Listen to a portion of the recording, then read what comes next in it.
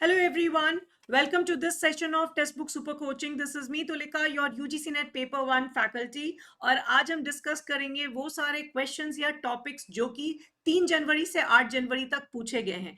तो जो टॉपिक्स बार बार पूछे जा रहे हैं वो उन्हें आप भी जरूर से कर लीजिए प्रैक्टिस, सो दैट अगर आप अभी एग्जाम देने वाले हैं, आपके पेपर्स बचे हुए हैं, तो ये टॉपिक्स आपके लिए काफी रहेंगे यूजफुल. सो इन सभी क्वेश्चंस को जरूर से कीजिएगा सॉल्व मेरे साथ. And before we proceed further learners, don't forget to like, share and subscribe. साथ ही साथ मेरा टेलीग्राम ग्रुप ज्वाइन कर लीजिए. आपको सर्च करना है @tulika मैम और आप उसे ज्वाइन कर सकते हैं. सेशन की पीडीएफ आपको उसी टेलीग्राम पे मिल जाएगी. सो लर्नर्स, ये मेरी क्लासेस के टाइमिंग्स है. And don't forget to like, share and subscribe to our channel. अगर आप text book super coaching platform पर नए हैं तो हमारे चैनल को जरूर से कर लीजिए सब्सक्राइब, अगर आप भी यूजीसी नेट एग्जाम क्लियर करना चाहते हैं. So let's start. First question, the post broadcast media refers to. so environment इसके कम्युनिकेशन के क्वेश्चन ज्यादातर इस बार मास मीडिया और डिजिटल मीडिया ये सारे से क्वेश्चंस पूछे जा रहे हैं.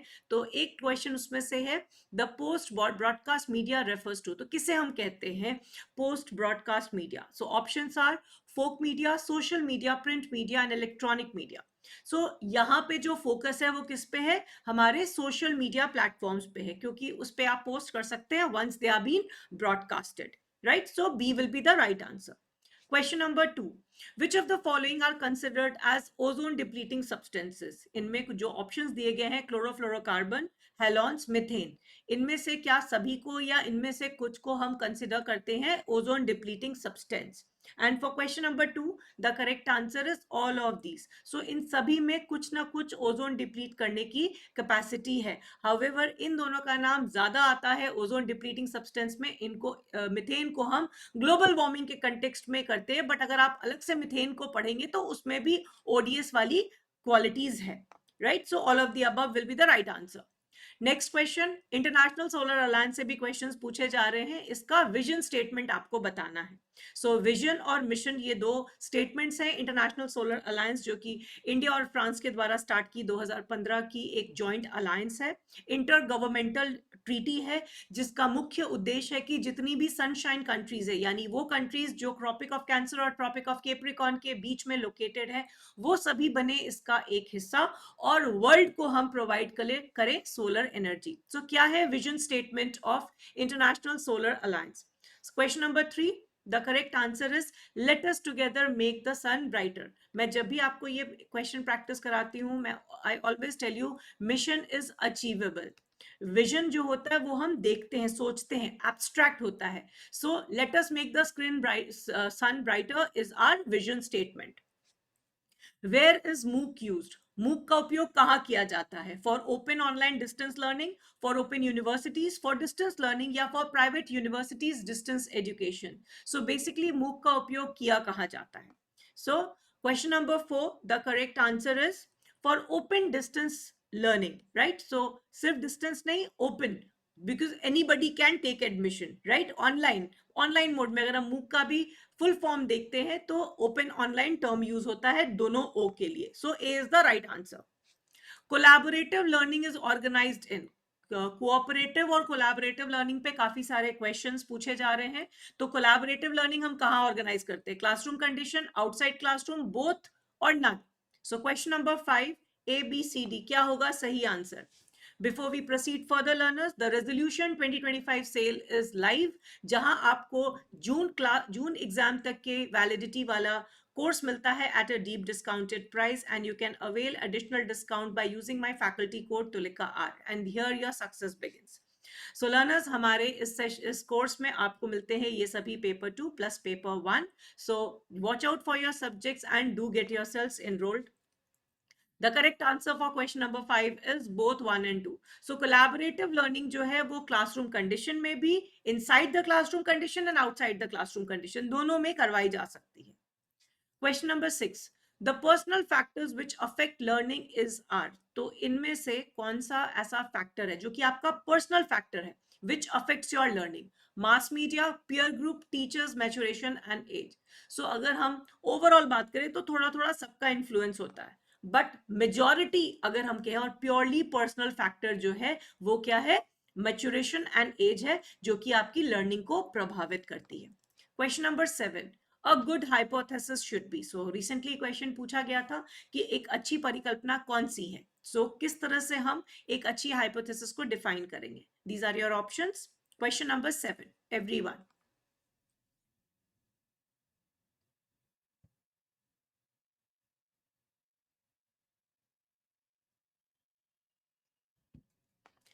So good hypothesis should be formulated in such a way that it can be tested by data.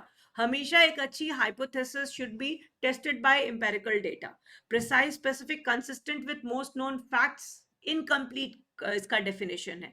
Of limited scope गलत चीज है. And should not, limited scope अगर हम दे भी देंगे तो should not have global significance, ये कहना गलत है.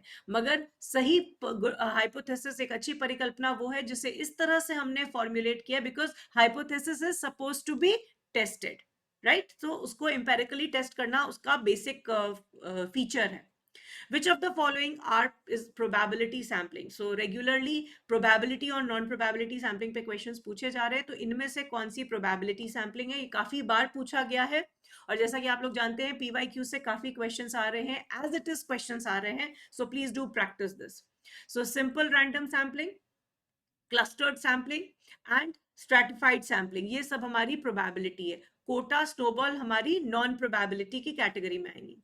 Some of the threats to internal validity in research are, so आप expect कर सकते हैं ये question भी, क्योंकि last time ये बहुत पूछा गया था, अभी तक हमें proper internal validity का question नहीं मिला है, so हो सकता है ये आने वाले classes exams में cover किया जाए।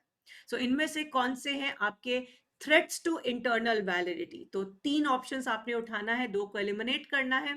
सो अट्रिशन, हिस्ट्री और मैचुरेशन, ये तीनों आपकी इंटरनल वैलिडिटी को करते हैं थ्रेटन। क्वेश्चन नंबर 10, आपके बैरियर्स हैं कम्युनिकेशन के, और आपको ये बताना है कि कौन से बैरियर्स के कौन से एग्जाम्पल या रीजन है।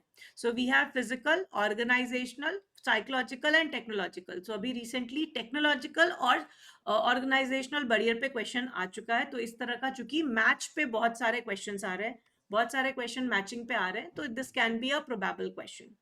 सो the correct answer for this question is C. ठीक है। फिजिकल बैरियर्स जो है वो आपके जोग्राफिकल डिस्टेंस, जो स्पेस एंड टाइम की होती है, प्लेस एंड टाइम की होती है, सेंडर और रिसीवर के बीच में कही जाएगी। ऑर्गेनाइजेशनल बैरियर हो गया lack of cooperation between superior and subordinate. Psychological barrier जो है वो आपका लैक ऑफ अटेंशन से हो सकता है, और टेक्नोलॉजिकल बैरियर कोडिंग एरर या डिफेक्ट इन इलेक्ट्रॉनिक इक्विपमेंट से हो जाएगा। टेक्निकल जार्गन यूज्ड, इसका एक एक्स्ट्रा ऑप्शन दिया हुआ है, ठीक है, वो सिमेंटिक में हो सकता था। Gyanvani which is launched by IGNOU to cover the educational needs of India refers to, so Gyanvani क्या है? Satellite based educational TV channel है, एजुकेशनल एफएम रेडियो नेटवर्क है, एक ग्लोबल इनिशिएटिव है एकेडमिक नेटवर्क का, या मूक की कैटेगरी में हम इसको रखते हैं। सो question number 11, the correct answer is ये एक एजुकेशनल एफएम रेडियो नेटवर्क है। Question number 12, which of the following are sustainable development goals which address social issues? तो इनमें से यहाँ पे थोड़ा डिफरेंट से क्वेश्चन है।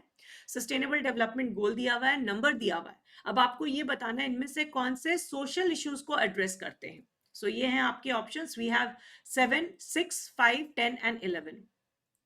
सो अगेन ऑप्शंस को देखने से तीन है, दो को एलिमिनेट करना है। सो the correct answer for question number 12 will be D, जिसमें जेंडर इनइक्वालिटी या जेंडर इक्वालिटी की जो बात करते हैं, reducing inequality and sustainable cities and communities directly indirectly आपके सोशल इश्यूज से कनेक्ट करती हैं।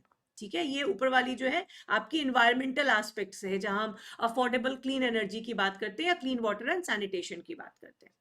The global emission by weight of the following primary pollutant from natural sources are maximum in the case of, तो किसके case में हमें सबसे ज्यादा प्राइमरी पोल्यूटेंट का ग्लोबल एमिशन देखने को मिलता है, which is of course a big threat for all the entire of the world.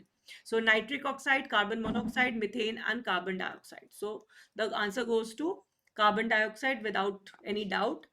Question number 14, acid rain पे कल परसों भी क्वेश्चन आया है। So acid rain happens because of, so कल हमने क्वेश्चन किया था जिसमें एसिड रेन के किन कारणों से होता है, कौन से पोल्यूटेंट्स हैं जो उसको कंट्रीब्यूट करते हैं। ये क्वेश्चन है, एसिड रेन क्यों होता है, because of what.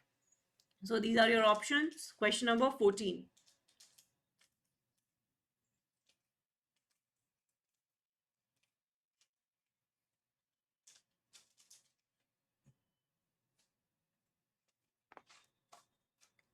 So it is happens because of, जिसका मेन कारण है, जो कॉज इसके पीछे, वो है burning of fossil fuel which releases oxides of carbon, nitrogen and sulphur. क्योंकि नाइट्रोजन डाइऑक्साइड और सल्फर डाइऑक्साइड इसके मेजर कॉजेज, पॉजिटिव एजेंट्स होते हैं एटमॉस्फेयर में। तो ये जो प्रदूषण होता है फॉसिल फ्यूल की वजह से, that results in the formation of acid rain. The spirit of United Nations Conference on Human Environment, Stockholm, June 1972, was implemented by the government of India by creating. So, as a result of this United Nations Conference, जो कि HE Human Environment पे पहली बार हुआ था, Stockholm में हुआ था 1972 में, उसको गवर्नमेंट ने एग्जीक्यूट करने के लिए कौन सा एक्ट लाया था? तो इस बार ये सारे एक्ट्स भी पूछे गए थे, राइट? इन्हीं सारे एक्ट्स को क्रोनोलॉजी में भी अरेंज करके पूछा गया था। तो ये आपका एक प्रीवियस ईयर क्वेश्चन है। अगर इस क्वेश्चन को भी आपने अच्छे से पढ़ा तो इससे 2 क्वेश्चंस बन जाएंगे। And the correct answer is EPA, environment protection act of 1986 को एग्जीक्यूट किया गया था कीपिंग दिस 1972 का Stockholm conference.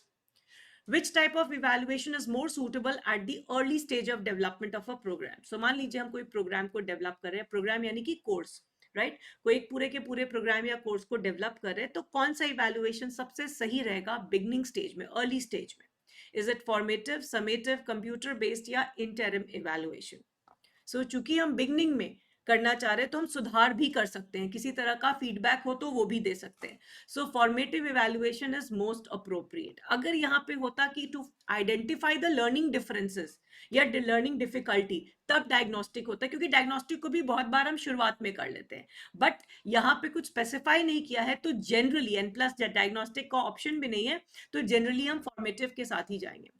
Virtual reality provides sharp pictures, individual audio, participatory experience या preview of new films. So virtual reality आपको reality को experience करने का एक तरीका है, और इसके माध्यम से आप participatory experience कर सकते हैं। कोई चीज नहीं होते हुए भी आप उसे experience कर सकते हैं, जिसको हम VR भी कहते हैं short form में। Question number 18, which of the following are examples of learning management system? So ये क्वेश्चन आपका पूछा गया है इसी बार के एक शिफ्ट में। इनमें से कौन से लर्निंग मैनेजमेंट सिस्टम का एग्जाम्पल है? तो यहाँ ICT टूल्स के भी एग्जाम्पल है, लर्निंग मैनेजमेंट सिस्टम के भी एग्जाम्पल है। सो आपको ये आइडेंटिफाई करना है कि कौन इनमें से LMS की तरह काम करता है। So we have Canvas and we have Moodle. तो ये क्वेश्चन भी पूछा गया है और इसके ऊपर बेस्ड भी क्वेश्चन आया है, ठीक है? सो इट्स कैनवा जो है ICT टूल है, कैनवस जो है वो LMS है। लर्निंग मैनेजमेंट सिस्टम आपका एंड टू एंड डील करता है। इट टॉक्स अबाउट स्टूडेंट्स का इनरोलमेंट, स्टूडेंट का एकेडमिक्स, एडमिनिस्ट्रेटिव वर्क, सारे इवैल्यूएशन के रिकॉर्ड्स रखता है, एवरीथिंग। सो कैनवस और मूडल जो है आपके लर्निंग मैनेजमेंट सिस्टम का एग्जाम्पल है, और ये सारे आपके ICT टूल्स हैं जो कि हेल्प करते हैं टीचिंग में। On further analysis, it is found that a test does not adequately measure those attributes which it was designed for. इसका मतलब है कि टेस्ट के पास क्या है? पुअर रिलायबिलिटी है, प्रिडिक्टेबिलिटी है, वैलिडिटी है, क्रेडिबिलिटी है। तो आपने एक टेस्ट डेवलप किया मगर वो सही तरीके से मेजर नहीं कर रहा है जो उसे करना चाहिए था, जिसके लिए वो डिजाइन किया था। तो मैंने एक टेस्ट डिजाइन किया था जिसे पर्सनालिटी ट्रेट्स को मेजर करना था, और वो उसे नहीं टेस्ट कर पा रहा, यानी कि ये टेस्ट जो है वो क्या लैक कर रहा है? वो वैलिडिटी लैक कर रहा है, जो उसे करना चाहिए वो नहीं कर रहा है, ठीक है? रिलायबिलिटी, कंसिस्टेंसी की बात करता है।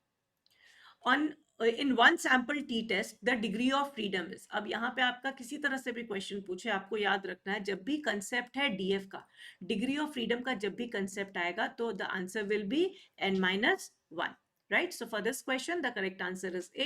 Degree of freedom हमेशा N-1 के फॉर्मूला पे ही चलता है in most of the cases. Validity of a test is, एक परीक्षण की वैधता किस पर निर्भर करती है?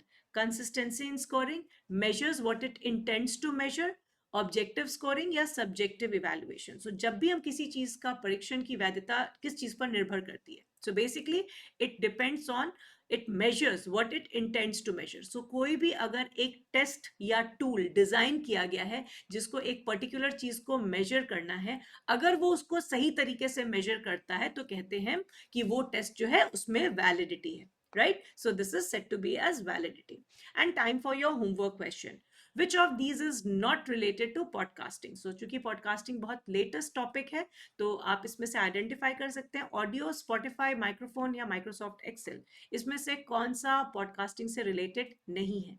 इस होमवर्क क्वेश्चन का आपको आंसर देना है in the comments and do let me know how did you find this session. So learners, हमारे फाउंडेशन बैच 2.0 की classes are going live with paper 1 and paper 2। ये सारे subjects are there, so get yourselves enrolled for June preparation, and you can use my faculty code Tulika R for best discounts. So learners, these are the timings of my free sessions. इस session को like, share और channel को subscribe जरूर से कर लीजिएगा और मेरे टेलीग्राम ग्रुप को ज्वाइन कर लीजिएगा. You will get the PDF over there, right? So keep practicing these concepts. I'll see you in the next class. Bye bye.